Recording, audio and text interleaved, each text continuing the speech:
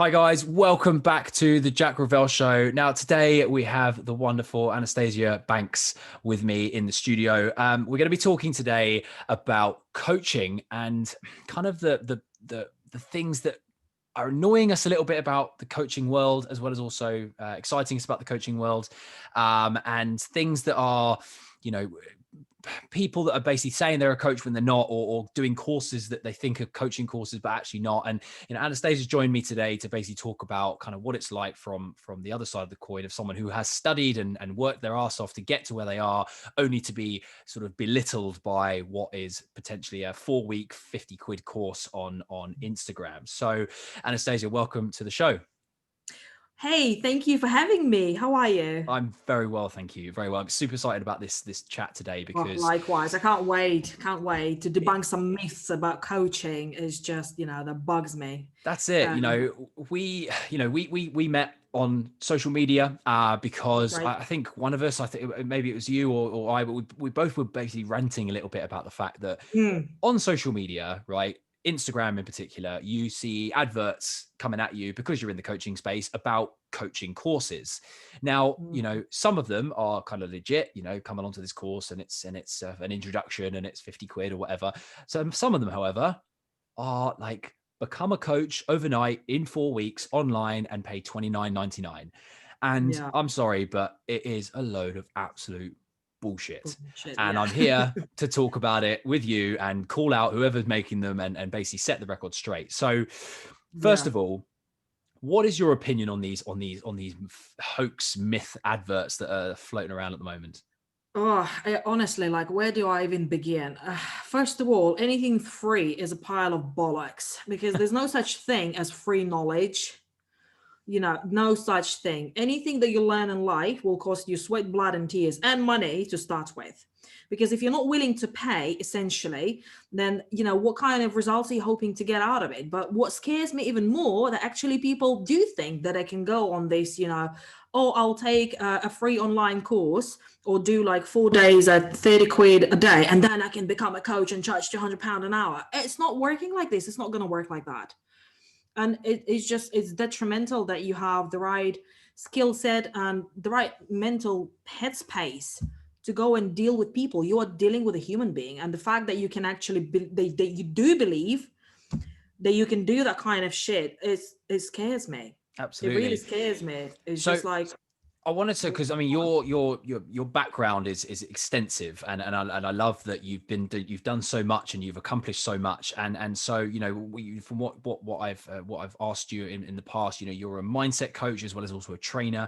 You're also a cognitive behavioral coach as well, which is also another that's right. sideline to it as well, which again is a whole nother stream of knowledge that you need to know. But not just that, but you're also a tutor in universities in Saudi Arabia, and you've got a massive background in corporate hospitality sales. So, combining all that knowledge that you've got, first of all, is incredible. So, thank Thank you you. for coming on and sharing that all with us. But it also shouts to me that you're obviously a very driven and very ambitious person. And, I think that putting that hand in hand with someone that's creating a course that basically puts all of that work you've done over the years to almost to shame. It's like, well, hang on, no, you can't just become that overnight. You've got to have all these blood, sweat, and tears, as you said. What is it that you think is the biggest indicator of success? Like what creates success for someone? How does someone become successful? Well, to me, success is a progress. It's a continuous progress, to be honest. Success doesn't happen overnight. What people call success, they see the tip of the iceberg. So when you dig deeper and then you look at self-discipline. You look at, hours and hours of training or relevant experience in the field. Because when we call someone successful, we're genuinely referring to an expert, or we see them as an expert. And there's been a lot of research done on that. And for someone to be seen as an expert, you have to do roughly about 10,000 hours in the field, or, that equates to about 10 years, more or less, if we talk about business world. So no one would call me successful in sales if I were just fresh out of school, 2 weeks, experience. That's not what I call success. Success also for me is be able to accept your, weaknesses and limitations and be cool with that. Learn on your mistakes, move on, and continually, just try to do your best, try to develop your skills and capabilities to be the best at what you do in your niche. For me, success is having your niche. When you have your niche, that means you know where you stand. You're standing firm on the ground, and you're not like a one-man band. That's the other thing that I see in coaching, that are just like a one-man circus, honestly, that they will do like life coaching, business, social media shenanigans, and financial planning on the top of it. Like, it's insane. I mean, like, what the hell? Seriously? Like, who does that? Like, So who does that? let's just break this down. 'Cause I love Sorry. your enthusiasm. This is amazing. Let's just break this down for a second, because you know to be able to do all those things, yes, that there is an element of crossover. For people listening that don't know much about coaching, we'll go into that in just a sec. But Yeah, coaching is a broad subject, like saying I'm a doctor, right? But you're not a doctor exactly. in everything. You don't fix feet as well as hearts as well as lungs. You probably know about it, but you don't specialize in it. And I think what Anastasia is getting at here is that, in order to be a success, you have to have something you are special at, you are really good at, and that you niche in, right? So Yeah. first of all, what brought you to the point where your niche is, and sort of what is it that you define yourself as to show that your worth is what it is in the industry? That's a very good question, because it took me a while to not form my niche, but to like formalize it. Mm, So my background is in corporate sales, as you mentioned. So that was a massive drive, for me to kind of look into and say, well, I have this experience and I don't want to throw it away, because it's, others can benefit from it. And I certainly have a lot of tools and techniques to bring on board. So naturally, it was all within sales. But when I started actually training to become a coach, I wasn't quite clear as to what area I would like to go to. It was a bit of a soul searching for me. But initially, straight away, I thought, you know what, life coaching is not for me. Definitely, I don't have the the empathy required, to be honest, and I'm too energetic for most people to become a life coach. My energy is not for everyone, but I get it. And then, so the experience largely defines your expertise, to be honest, from my point of view. And this is what I got into: sales coaching, sales mindset coaching. Having gone through cognitive behavioral training to become a coach, it was specifically aimed at learning cognitive and behavioral techniques that are rooted in psychology, cognitive behavioral, all kinds. Positive psychology, I'm finishing my master's in as well, and that looks into what's good with you and how you can optimize the mindset, because in sales it's all about the mindset. I can teach you all the techniques under the sun, but if you're not in the right headspace, you're not going to go and do anything. It's not going to do any good for you. So it starts with the mindset, and then upgrading the soft skills. So this is my niche: I love that. Love that. sales mindset coaching. So, because another, just before we go on, can you Mm. in a sentence describe in your own words what coaching is? In a sentence. Wow. Okay. Hold on. I mean, coaching is a very empowering experience to explore your aspirations, to look into your weaknesses without fear of judgment, in a very supportive way. And the key for me is for you to become your own coach, to learn the techniques and tips from the coach who guides you through the process, and find your own answers as you go along. That's Yeah. coaching for me, guided discovery. Perfect. Yeah, I totally agree with that. I think, I use the word thought-provoking Yeah. conversations, Yeah. and it kind of comes down to that as well at the same time. That you could talk about whatever it is that might be going on in your life, whether it be business, whether it be relationships, whether it be just generally getting up in the morning and Mm. doing what you need to do. Those things are where we talk to people and have a thought-provoking conversation about what it is that you actually want to achieve. And I think what a lot of people I've spoken to over the years have confused is therapy and coaching. Oh God, yeah, absolutely. So therapy, for those that are listening, is essentially looking at the past to make the present better, and Mm. coaching is looking at the present to make the future better. So, on that note, what is it that most of your clients come to you for, Anastasia? What are the sort of common things that are like, yeah, that's my target market? Well, most of my clients are men. I don't have any female audience. I only have one female client, but she is like, I'm working with her male, managers. In one sentence, that would be, they want to grow a pair of big balls. and to be seen as a leader in sales. The common trend will be like, Anastasia, you're so straightforward, you're so like ballsy, you're so bossy, you're so like to the point, no bullshit. I want to be like that because I'm a bit of a pussy and people walk all over me in meetings, literally. Most of my clients, bless them, they're all good, and they're all very able and very intellectually savvy in fields apart from sales. And that's the problem, because they can they financial, retail, real estate, startups, but they can't sell it. They can't sell themselves. They shoot themselves in the foot when it goes to sales, presentation, their own kind of interpersonal skills required to be seen as, when people say, oh, that's a man of status, a man of gravitas. So in business, people will judge you based on your kind of behaviors, attitudes, and credibility. Showing this is a whole different ball game, and a lot of them, they want that to ooze this executive presence, and generally they're drawn to my sales experience. That's why they gravitate towards me, because we either like people that are like us or how we would like to become.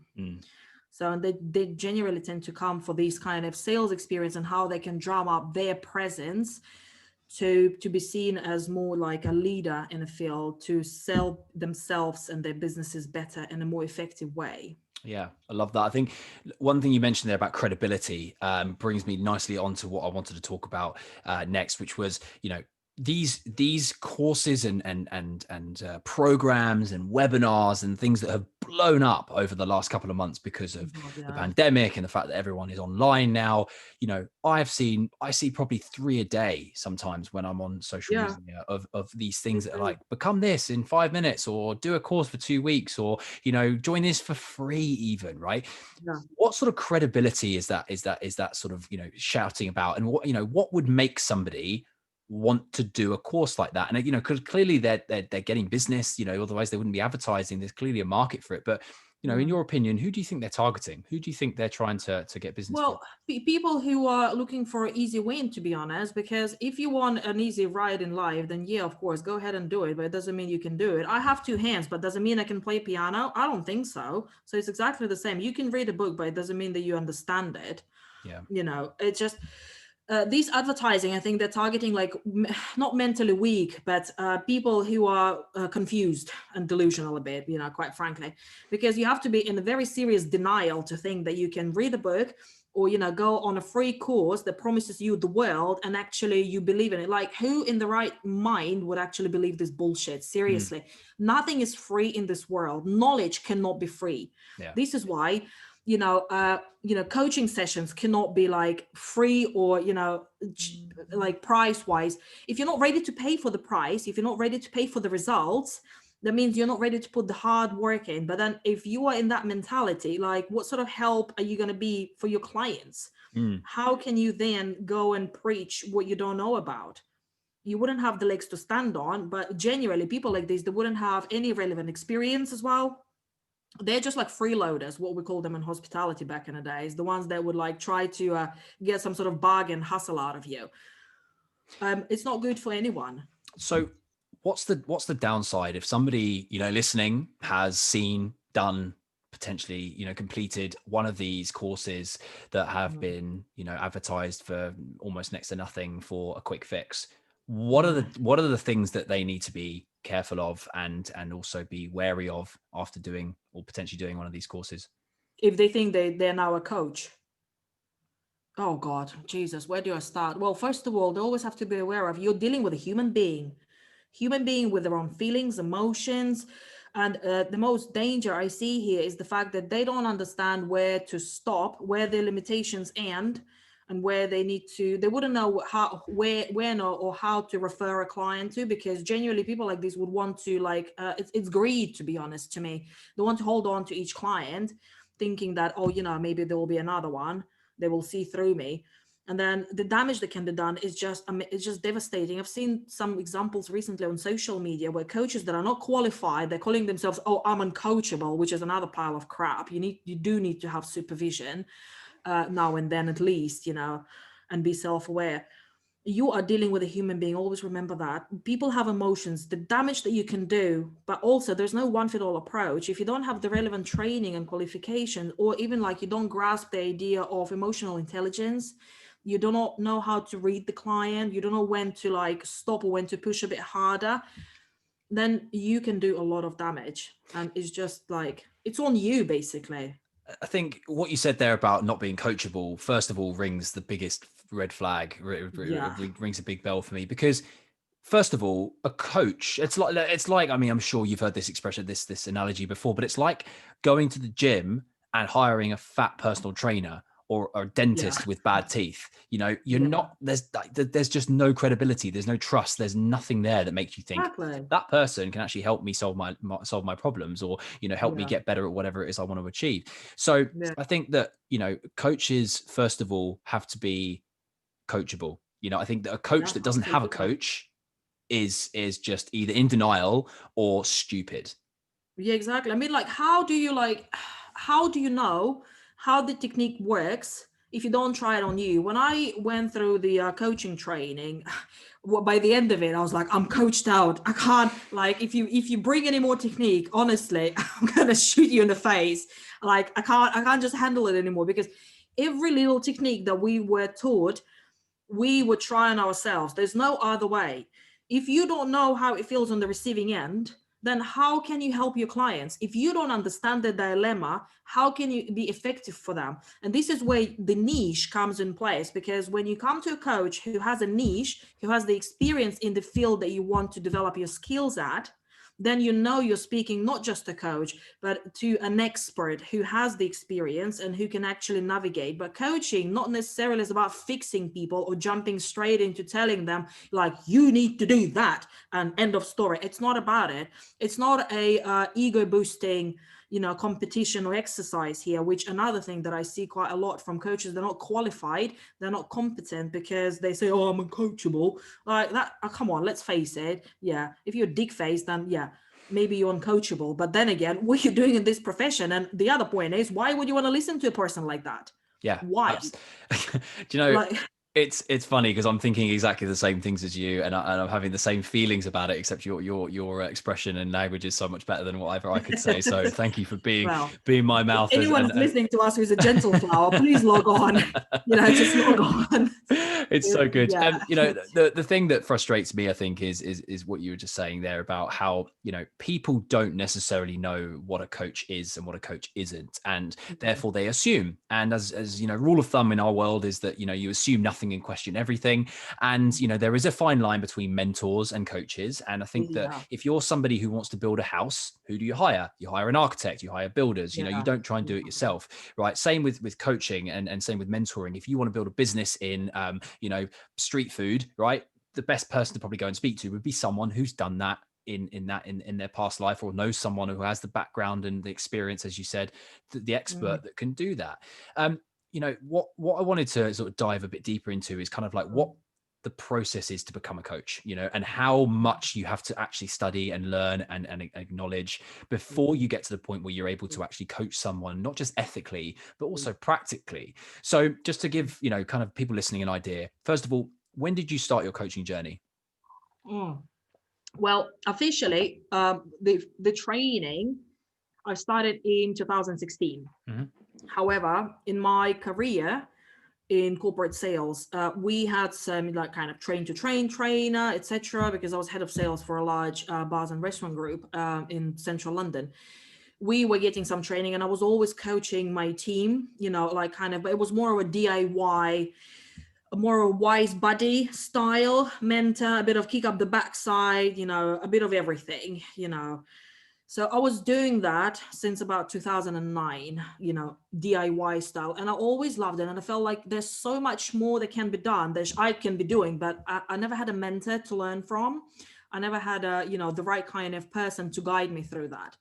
So then I started the official training in 2016 to become a cognitive behavioral coach. And so that was like a massive, like 7-step program that took me probably 8 months and, thousands and thousands. So it ain't free. Nothing's free. Trust me.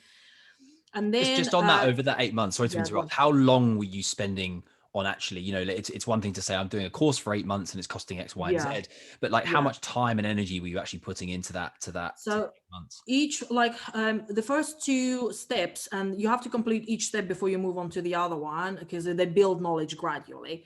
So the first step was general introduction into coaching. That was like 5 day 8 hour a week, in class trainings. The second step was psychological coaching or coaching psychology. So this is where you learn more like cognitive behavioral techniques. So that was another a week, 5 days a week, 8 hours training. And then I was doing like add-on on stress management, assertion and communication techniques, health and well-being. Gosh, what else? Transitions. And they were more of a 2 to 3 day courses, 8 days. Plus, at the same time, I started having supervision, Hmm.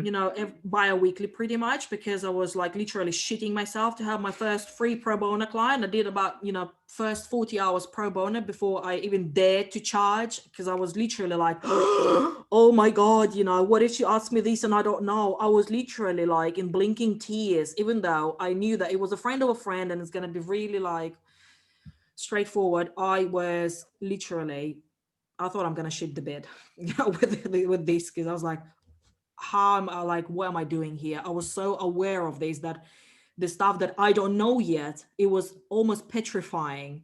But I was fine. It was brilliant.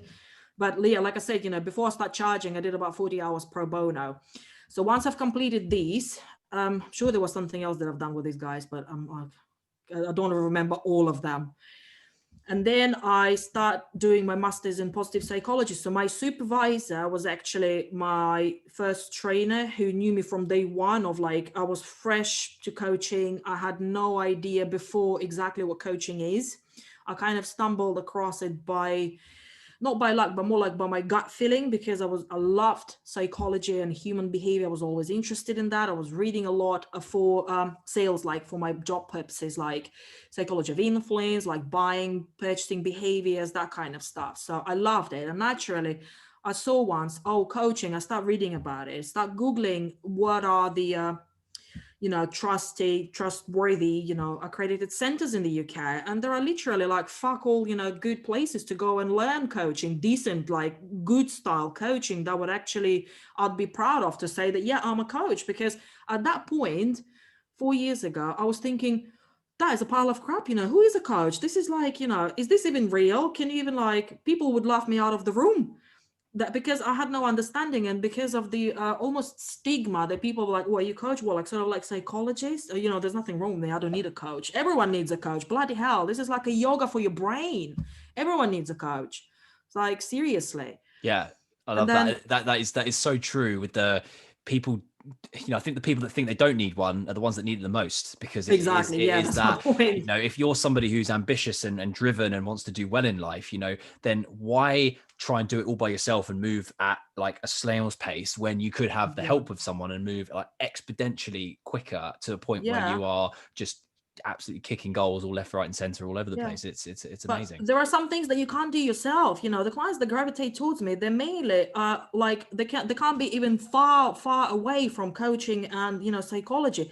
They are experts in finance, startups, real estate, and they know nothing about coaching, psychology. They kind of get a few things on like level of like gut feeling and intuition. But why would you go, like, you wouldn't go and learn all these things just to help yourself, or you don't. You No. hire a professional. You outsource something. If something is your weakness, or like not your strength rather, like, make it irrelevant. Hire someone else to be by your side, to Yeah. guide you through the journey and take you to the success that you want to get to. Yeah, Richard Branson was famous for that quote. He said that, Yeah, exactly. recognize your weaknesses and employ someone else to do them for you, but also, Exactly. recognize your strengths and double down on them as well, because we are all put on this planet to do certain things, and if you've trained and you've studied and you've become this certain person, like, why Mm, spend your time trying to learn something new that might not benefit you that much when you could double down on what you're good at and make yourself an incredible version of that person? I that's the think point.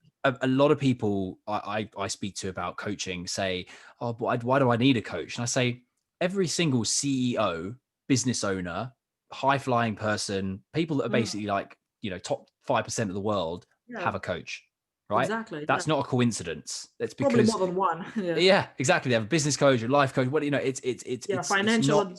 Yeah, you it's name not it. coincidence, and the reason for that is because they understand and recognize that in order to be the best version of yourself, you have to sometimes have somebody else that's objective and not judgmental to be able to talk to in a safe Yes. space about going right. What's on my plate at the moment? What's important? What's not important? What do I need to focus on now? What can wait till next week? Yeah. What do I really want? So many people look at situations in life and go, oh, I really want to be rich, or oh, I really want to be famous, or oh, I really want to be, whatever. And then if you ask them the question, what if you were Yeah. that now?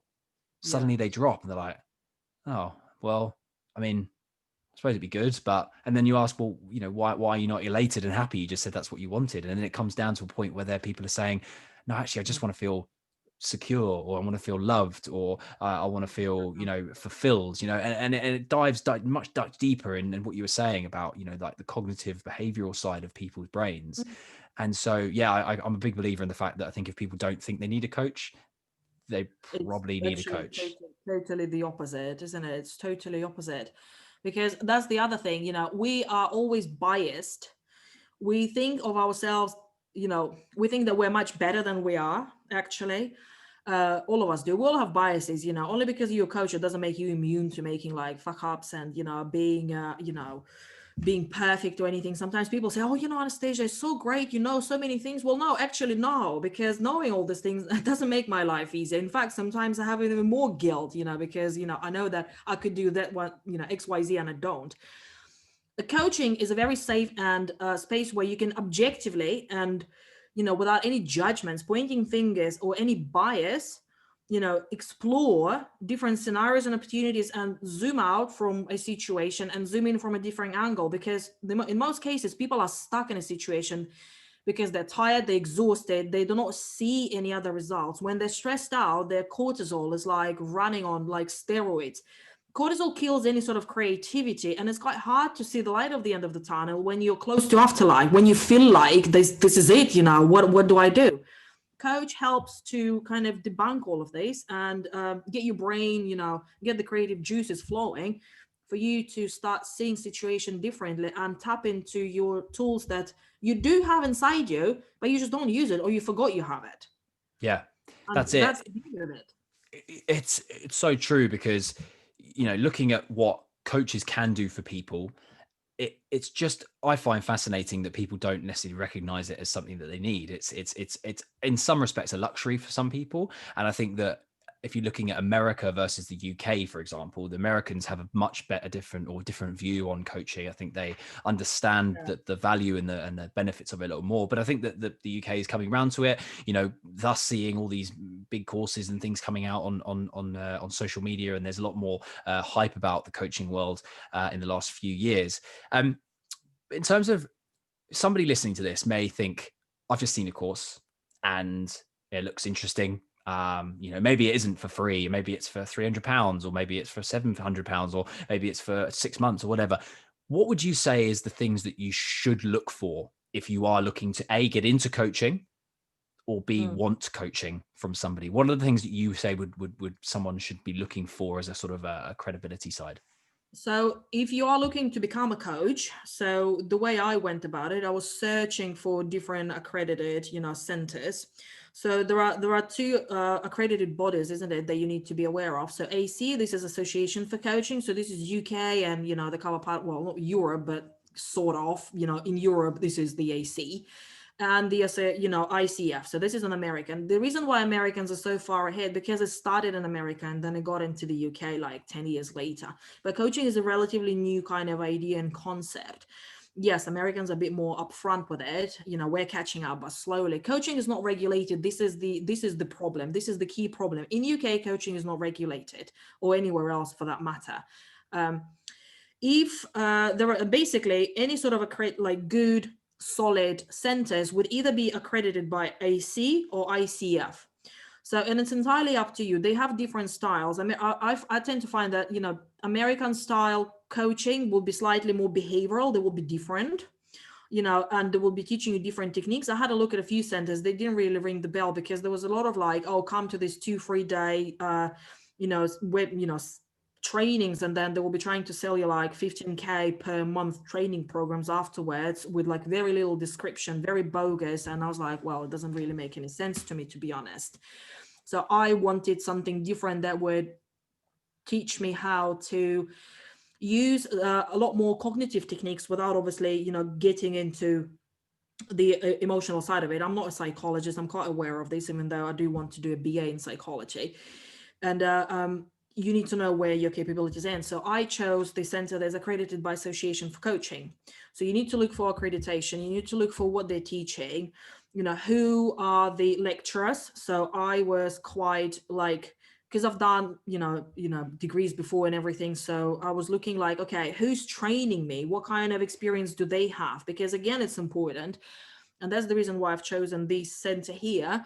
The guy who founded it, he is literally like the father of cognitive behavioral coaching. So he wrote about like 50 odd books.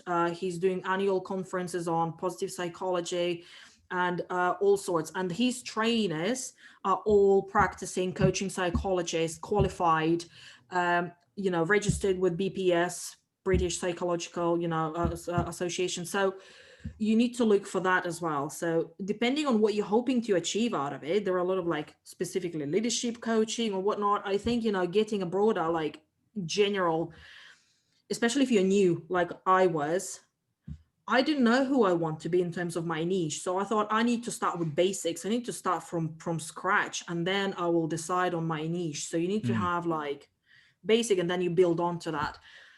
And that is very important. Yeah, I think that in itself is, I'm the same as you. I found out about coaching because I was coached. I had some sessions with somebody about 4 years ago, and I really enjoyed it. And I was opened into this whole new world of like, well, self-development and kind of like bettering myself and focusing on the important things in life. And then because I was talking about it to everyone I knew, a couple of people said, why don't you go look at studying this? Or why don't you look at, and actually at the time I thought, can you study this? Is that, I suppose the person that I got coached had, but you just don't really think about that sort of thing. Anyway, I looked into it and I did the same as you. I just sort of thought, well, let me look for a good governing body. I asked around a few people and actually found a few people that had done coaching as a course before and asked their recommendations. And one company that I ended up going with came out as the sort of the front runner. But when you start your journey, you actually learn so much about so many different things that you actually figure out, right, that's the basics. That's like the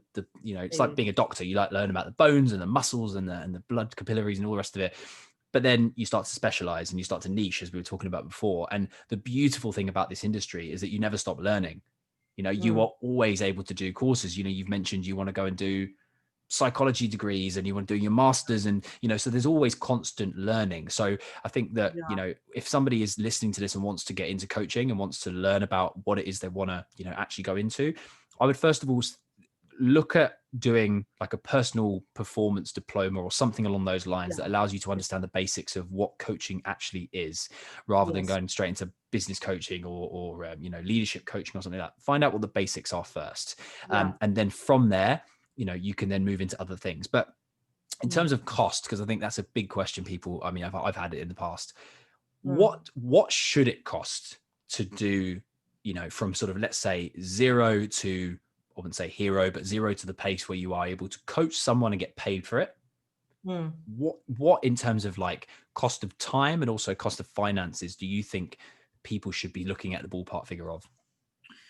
Well, if I look at myself as an example, I think from when I start doing my first training, so the whole, like, it was like an advanced diploma, this 6-7 step model that I did, that was in itself about 7.5, 8 grand.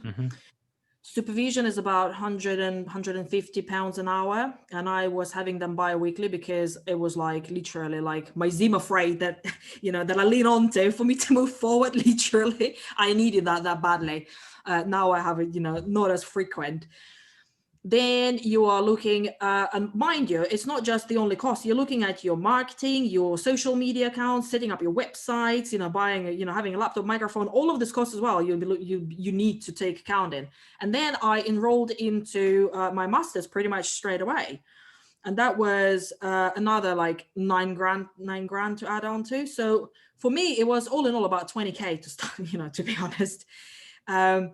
And yeah, And time and wise, what I mean, you mentioned you started this sort of process years ago, but the sort of the coaching specific to where you are now.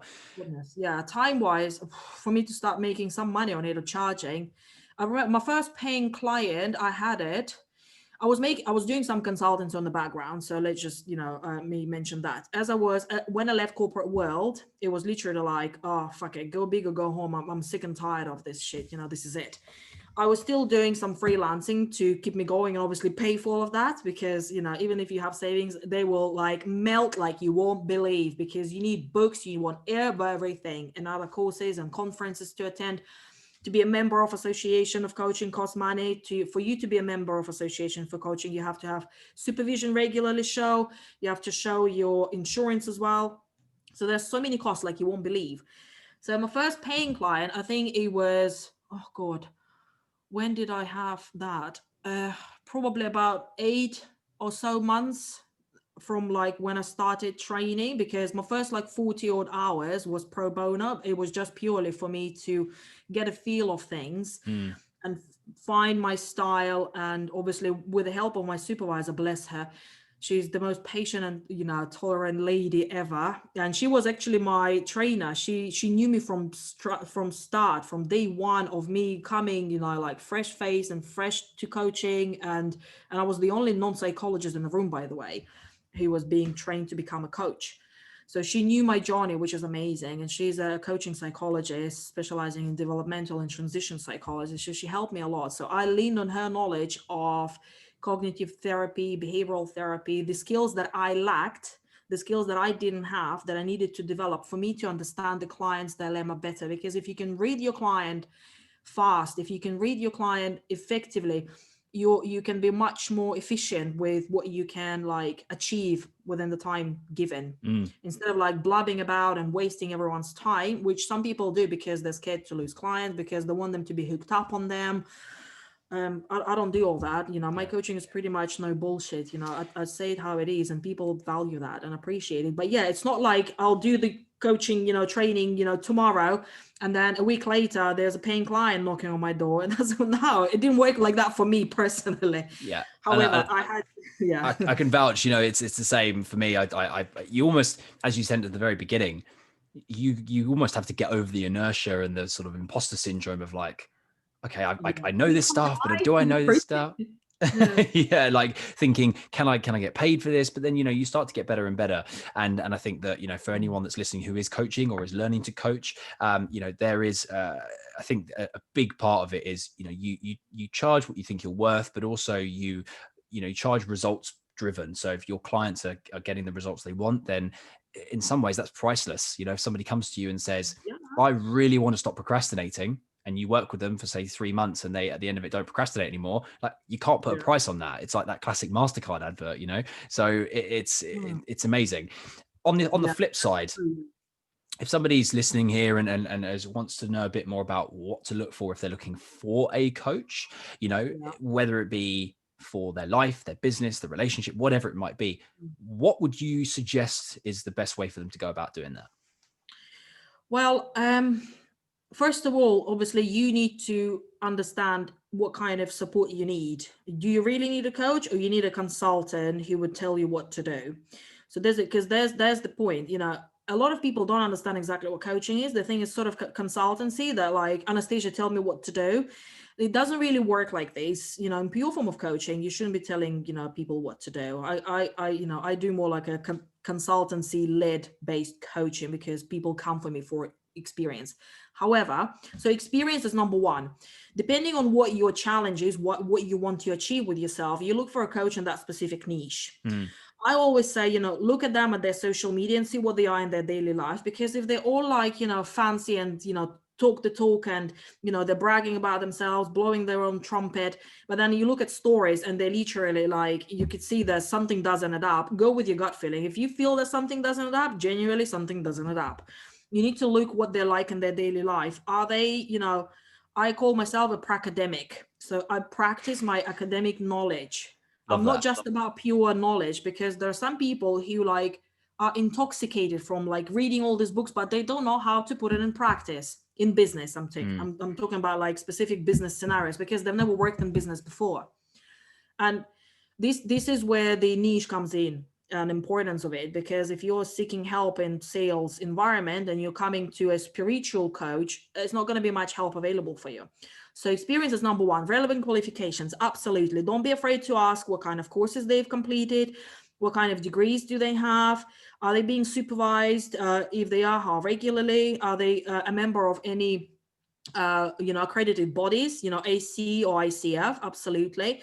It's not a requirement these days to be registered with any of the associations. Coaches do at their own goodwill. It's not really do them any, apart from their state, they abide by the code of ethics, and you can look them up, etc. So, but it just speaks to their credibility. Supervision, yes, very important to have, because you need to be clear in your headspace and not project your shit onto your clients and use your clients to deal with your own issues. What else? And generally, like, just go about their daily life, like Google them, look at their LinkedIn, look at reviews, look at their website, and generally feel their vibe. Have a look at a few videos. Yeah. Ask to speak to them for like 15 minutes. Most coaches would happily do discovery calls just to chat to you and see if you work together. I think that's a really important one. That, I mean, personally, I do 90-minute experiences with people that I think would be interested in coaching, right? And I know that my approach is slightly on the one end of the scale, whereas what you just mentioned there about 15-minute calls is maybe on the other. Yeah. But as with you, you've got your niche. My niche is actually helping people who maybe aren't sure about where they're going next in life, with direction, purpose, and clarity. And so what I do is I open up a dialogue to be able to have a 90-minute conversation with someone that could be about anything they want. And in that 90 minutes, you usually bottle down into what it is that they want to achieve and where they want to take things. And then from there, you can say, right, well, working together may look like a month, or it may look like 6 months. And, we're going to see each other once a week or once a month, whatever it might be. And then you kind of like form and tailor a package around that. With someone like yourself being an expert in the field that you've got, someone may actually go, I need to know X, Y, and Z. And Anastasia knows X, Y, and Z. So I'm going to go to her and I'm going to pay her, this amount of money. And she's going to teach me that and show me that in 6 weeks or 6 months, And so it really, as you said yourself, depends on what it is you want to achieve and what it is you want. Yeah. And if that's not something yet, then maybe person you need to go and find is someone that can help you understand that better. So I think this is a great conversation, because we're kind of coming from the same space, but actually from kind of a little bit of a different angle when it comes to kind of the types of clients that we like working with. Different experience, and that's okay, because there are so many coaches, and that's okay, because there are a lot of there are plenty of clients for all of us, because we have different experiences. The clients that come to me, they come to me for a specific reason. And yes, it's very important to have an introductory call and just speak to your client and see whether you would even whether you're a good right fit. I say like 15 minutes, but generally my discovery calls would be like roughly 45 to an hour. I can't just drill down to 15 minutes, not my style. And sometimes I have to say no, because I don't see whether if it's not my area of expertise, I'm quite happy to say no.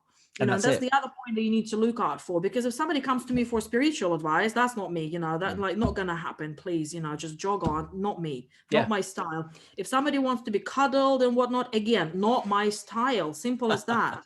If you want to kick up the backside, please, welcome, join the club. Let's do it. Grow your balls and have a kick up the backside. Anastasia's your girl. Well, in the nicest possible way, right? But but I find that it works with my clients, and they want that. They want someone to shake them up and say, hey, cut the crap. Seriously, cut the crap. Think outside the box. Think what else? And then you get out of it, and they love it. They appreciate it, because coaching is a very results driven experience. They can get so much done in a short time frame. It's insane. But the beauty of it is that they learn the tricks and the skills that stick. I only show the techniques that I've used myself in the past, or I know how you can apply it and practice in business. Yeah, that's it. And this is very important, that when you've mentioned, learn the basics to start with if you are planning to become a coach, because if you know your shit, you can apply it in any kind of scenario, be it resilience or lifestyle, spirituality or leadership. It doesn't matter, because if you can get creative and crafty with the techniques that you have at hand, it only speaks of your kind of expertise and level. And Absolutely. you can only do that, if you are.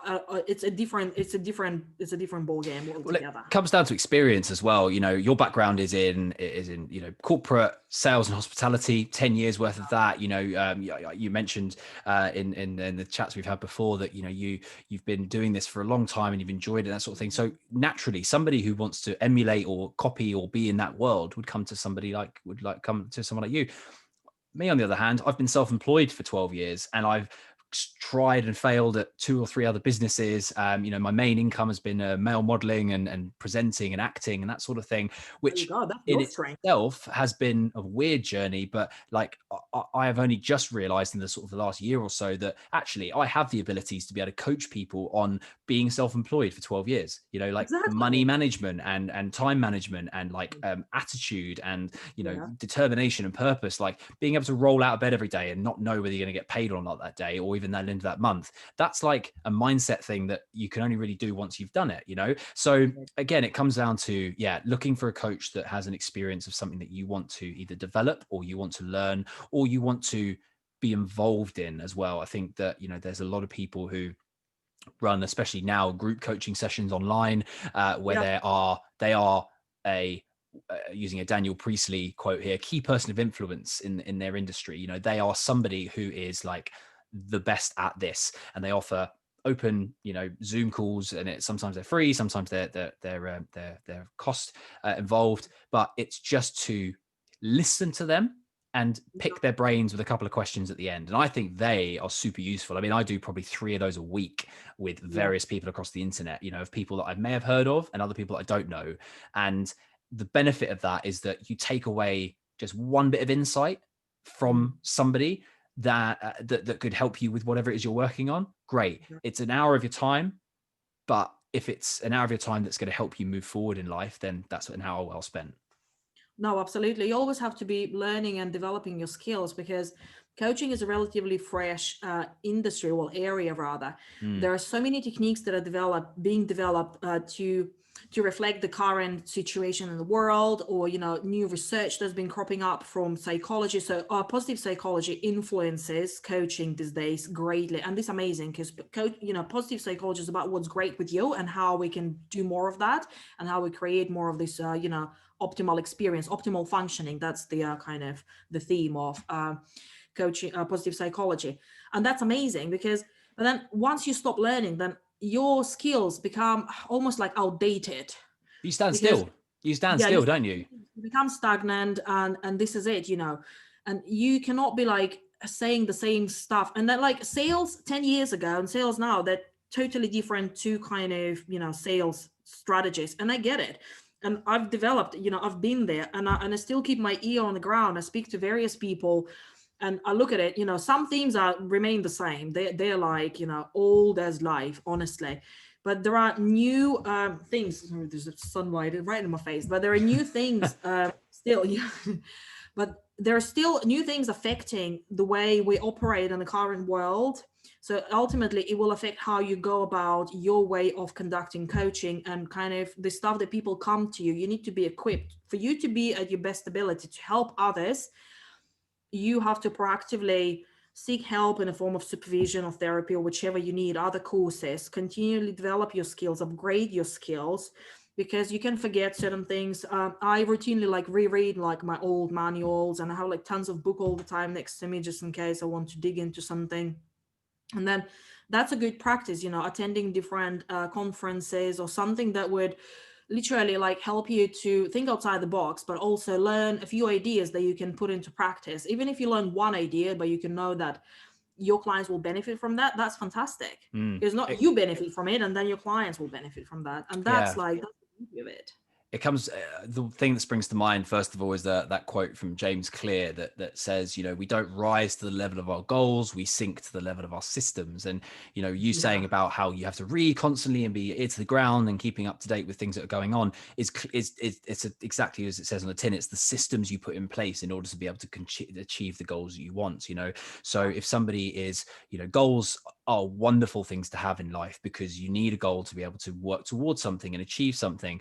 But the goal is the end result, and once you get there, then what? It's almost a little bit of an anticlimax. The journey to get there is actually the most exciting bit. And that's the bit that you should be sort of concentrating more of your time Yes. on. And if you've got in place a system every day that you do something that moves you that 1% further or closer towards what you want to achieve, that's going to Yeah. be way more beneficial to focus on than it is just in the goal in itself. Yeah. To give you an example, I'm working with some people at the moment who want to help with learning how to get better at doing more studying and reading, and kind of just being better at self-development, that sort of stuff. And it comes down to just finding time to incorporate that into your day. So it's like, how long could you spend each day, reading a book, for example? Great, half an hour. Cool. When is that half an hour the best time for you? Either in the morning or in the evening, and Yeah. say, oh, evening before I go to bed. Okay, so what needs to happen in order to be able to make sure that happens every day? What's the system we Yeah. need to put in place? And it is that, one tip that I've always used is I put a book on my pillow when I make the bed, so that I know when I get back into bed, the book is on my It's pillow, there. and so I can't put my head In on the pillow place. until I pick up the book.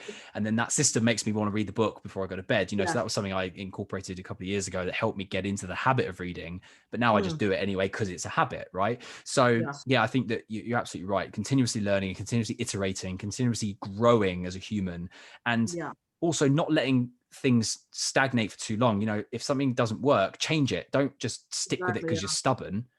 I think us Brits are very good at, kind of keeping a stiff upper lip and, moving forward with things when it doesn't necessarily always work. Whereas It's culture. There are some cultures that you also, the other point that you have to be aware of, like cultural differences. I'm Russian.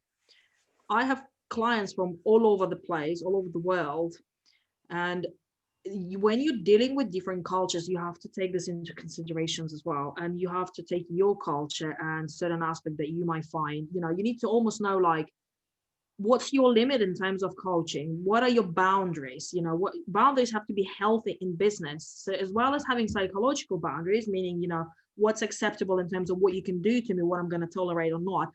You have to have clear and very transparent boundaries with clients, yeah, and that ultimately determines how you work. So if you're trying to hire a coach and they're very like bogus and like wishy-washy about cancellation policy or pricing changes all the time, or they're trying to like wiggle you into paying the whole amount in advance and trying to be like abusive about that, that's not about that. These are like no boundaries here. You have to be quite aware of like how they go about their business and whether they're comfortable discussing their own rules, because these are their rules, and if they're not comfortable discussing this, that means there's a problem with their boundaries to start with, and chances are they will violate yours in the process. So be mindful of these things, mm, because transparency is key in coaching. yeah. Coaching is about you as a client and your goals and needs and priorities. It's never about a coach. One piece of advice my supervisor told me in our first session, she goes like, Anastasia, when you go into session with a client, leave your ego by the door, pick it up on the way out.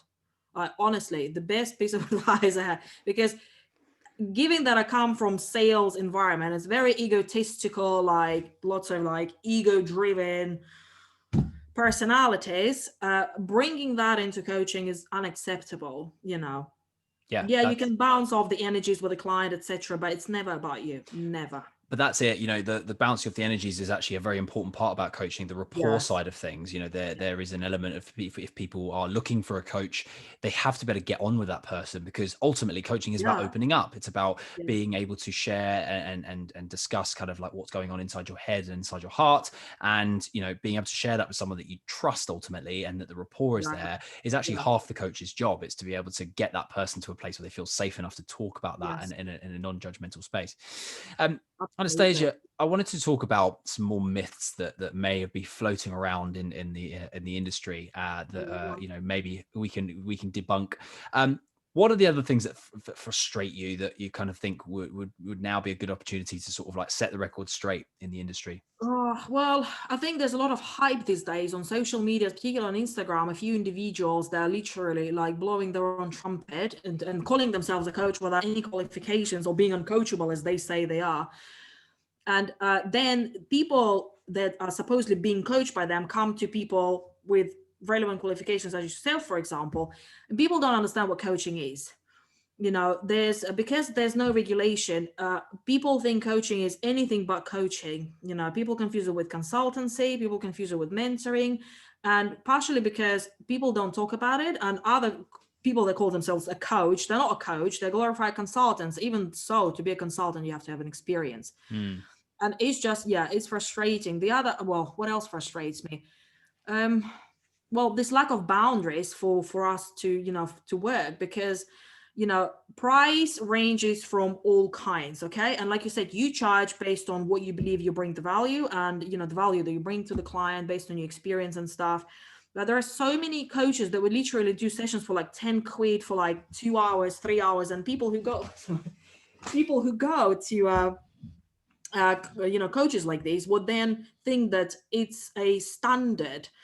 Because if coaching was more regulated and there was more of a bracket pricing, it would have been transparency is key. It's much easier to work in the environment where everyone is kind of on the same page, but it's quite hard to cut through the noise, because some coaching just being on a hype, influencing people and triggering them into buying courses and whatnot, and then not delivering. And there's been some awful examples on social media recently that I've been following. One lady that the exam, she's a coach and she brought a mentor in. The what she went through with the so-called mentor coach was just diabolical, honestly diabolical. And I look at this and I'm like, what the fuck, like seriously. Like, first of all, like, you need to trust your gut feeling. You need to look at who you're bringing in, who you're dealing with. Like, people rely on your gut feeling. Mm. If something ain't right, like, dig into this. Don't just give in to the hype. It's sometimes it's like halo effect. People think that, oh, only because you've got like some fancy like status or a lot of following on your Instagram, that doesn't mean anything. Dig deeper and really have a look at people, because there's so many qualified coaches out there. They're being overshadowed by Mm. like one man circus, let's say. Again, I think coming back to what you said earlier before about how the credentials of somebody being on, what they've done and where they've been. And, you look at some of the great coaches of our time, the Brian Yeah. Tracy's and Stephen Covey's and the, Rich Litvins and Stephen Chandler's and all that sort of stuff. They are, older people who have been doing this for 30 odd years, who actually have, Yeah. some of them don't even have social media, but yet are charging $250,000 a year for people to be coached Yeah. for them. It's just like mind blowing stuff. But what it comes down to, in my opinion, is actually what if you're somebody who is going to get coached or has been coached in the past. A really good indicator is whether a coach is actually doing his job properly or doing their job properly is if they ask you the right questions, because coaching is all about questions, right? It's all about asking the right questions to provoke the right answer, right? So if you start a discovery call, or if you jump on a phone call with somebody and they open up the conversation by telling you all about them and not Yeah. asking you a question about you, automatically that they're not a coach, full stop, because the fundamental, They're desperate. They're yeah, desperate for business, because the, that's like mistake number that's one in. it. Rule number one, ask No one gives questions. a shit about how glorified you are. You always need to be focusing on what value what's your client's pain point, what's That's their it. challenge. Put a little bit of fire under their bum, and these are called not implementation. God, it will come to me. Um, the question basically that will highlight the need. And because sometimes people are in denial about the need to have a coach. Sometimes people are confusing with what they want when what they need. They don't know exactly, like they can't even phrase it. Sometimes it's very frustrating for them. They feel they need to, like they need a change, but they can't really like put the finger on it. Mm.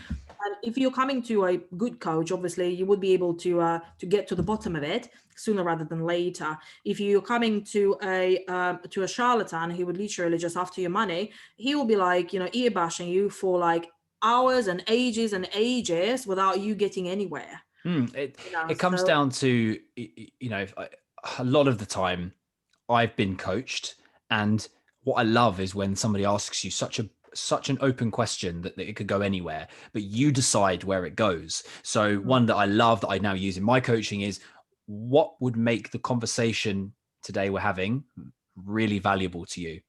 Mm. because that then shows that, you know, that that person not only cares about what's going to be valuable about this conversation, because, you know, they don't know, and it then gives me or whoever the client is the opportunity to go, you know, what would be valuable? What would be valuable for this conversation would be for me to understand this, or to know that, or to be able to move forward in that direction. And Mm. then suddenly you've automatically taken a huge, great big spectrum of potential problems and minimized it down to one issue or Yeah, one yeah. challenge. And then you can focus your entire session or entire time on that one thing and get the most out of it.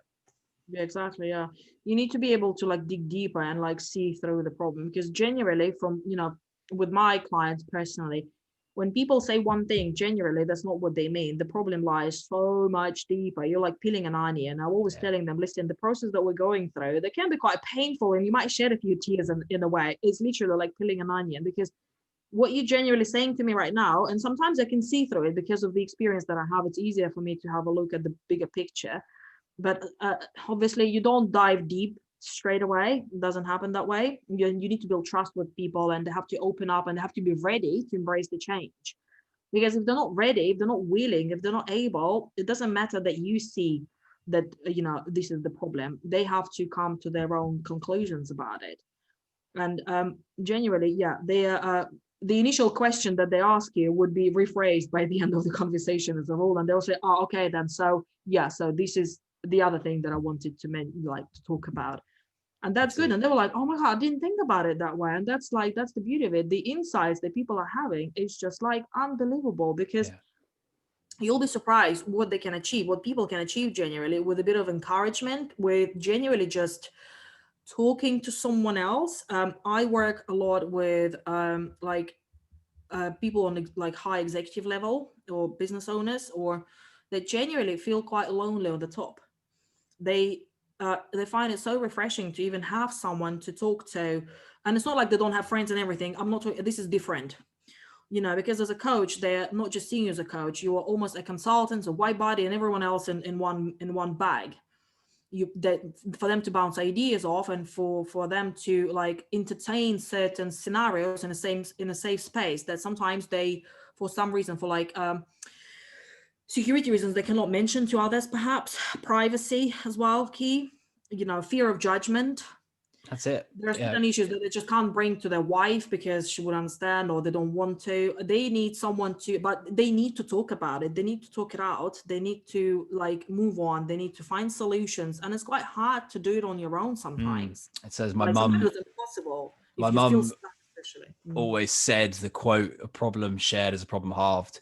And Yes. it's Well, so true. there you You know, go. if you open up to what it is that's going on, even if you just want to have a chat with your friend down the park or the pub or whatever, but or on a high executive business owner level, you need to make massive decisions that are going to affect how your business goes. You know, sometimes you're right, Yeah. you can't talk to everyone in your peripheral vision around that. You need somebody that can be non-judgmental and create a safe space to do that. So yeah, Yeah. I think it's definitely, yeah, people's perception on coaching, hopefully listening to this will have changed. Hopefully they'll understand a bit more about what coaching is, what coaching isn't, the myths around it, you know, the things that are kind of frustrating us as coaches, but also exciting us about the industry as well. Anastasia, I just want to say thank you very much for coming and joining me on today's show. It's been an absolute pleasure to have you on. If anyone would like to know more about you, working for you, doing anything with you, any way, respect, where can people find you? Well, first of all, thank you for having me. It's been absolutely delightful, and I can't wait Thank to you. share the podcast once you release it, so everyone else can listen to that as well. So yeah, social media. Follow me on Instagram. It's Anastasia Banks _LND for London. Yeah, and that's where you can find all of the other details. There are some free resources that I share with people, free courses, freebies, free guides, for you guys to utilize on sales related matters, if that's something of interest to you. I must mention, yeah. Fantastic. Thank you so much. Look, and for anyone listening that wants to continue this conversation in any way, shape, or form, you can find me on my socials as well at Jack W Revell, and Anastasia on hers. I will link everything that we've spoken about today in the show notes below. As for me, that's for today's show. Thanks again for coming, Anastasia. I look forward to speaking to you soon. Likewise. Have a good day. Take Cheers. care. Bye.